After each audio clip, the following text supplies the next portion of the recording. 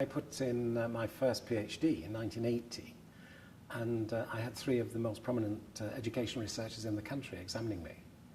And they didn't even think that it was worthwhile that I resubmit my doctorate. And then again, 1982, I put in what was counted as a totally different doctorate, but which was actually on the same ideas. And again, three eminent academics claimed that this was not only not worth a doctorate, because most people can get permission to resubmit. I was not to be permitted to resubmit.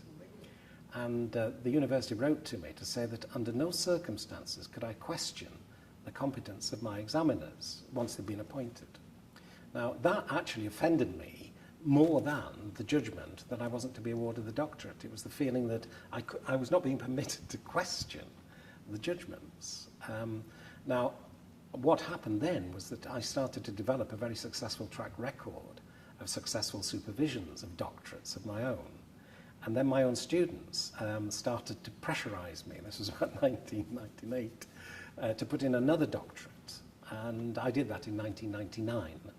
And the three examiners just started the viva by saying, look, Jack, this is a creative piece of work. There's no question you've got your doctorate.